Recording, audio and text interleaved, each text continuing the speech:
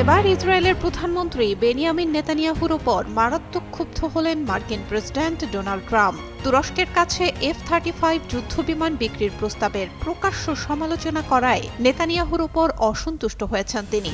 বলেন, যুক্তরাষ্ট্রের অস্ত্র বিক্রির সিদ্ধান্তে হস্তক্ষেপ করার কোনো অধিকার নেই ইসরায়েলের। মিনিস্টার বিশ্বকাপে দেশ কাঁপানো অফার।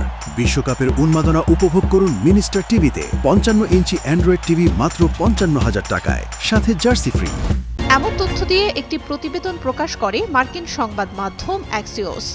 সেখানে হোয়াইট হাউসের দুজন কর্মকর্তার বরাত দিয়ে বলা হয়, তুরস্কের কাছে F-35 যুদ্ধবিমান বিক্রি করতে চায় যুক্তরাষ্ট্র, কিন্তু দেশটির এমন প্রস্তাবের সমালোচনা করেছে ইসরায়েলের প্রধানমন্ত্রী নেতানিয়াহু।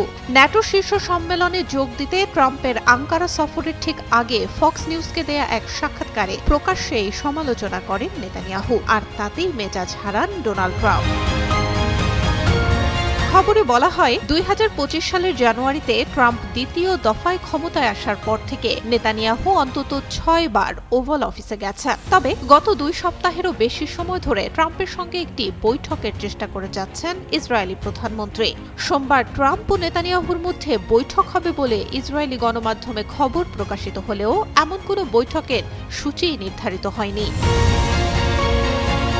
ইসরায়েলি গণমাধ্যমের খবরে বলা হয়েছিল, প্রয়াত সিনেটর লিন্ডসে গ্রাহামের শেষকৃত্যে যোগ দিতে এবং সোমবার ট্রাম্পের সঙ্গে সাক্ষাৎ করতে এই সপ্তাহের শেষে ওয়াশিংটন সফরে যাবেন নেতানিয়াহু। তবে বৃহস্পতিবার নেতানিয়াহুর কার্যালয় এক বিবৃতি দিয়ে জানায়, গ্রাহামের শেষকৃত্য স্থগিত হয়েছে, ফলে বাতিল করা হয়েছে নেতানিয়াহুর সফরও। মার্কিন কর্মকর্তারা অ্যাক্সিওসকে জানায়, তাদের মনে হয়েছে জোর করে ট্রাম্পের সঙ্গে একটি বৈঠকে বসতে চাইছেন বিবি। তবে শেষ পর্যন্ত গ্রাহামের স্মরণ সভায় যোগ দিতে নেতানিয়াহু যখন ওয়াশিংটনে যাবেন, তখন একটি বৈঠক হতেও পারে বলে জানান হোয়াইট হাউসের কর্মকর্তারা। সুলতানা সুরমা, যুগান্তর নিউজ।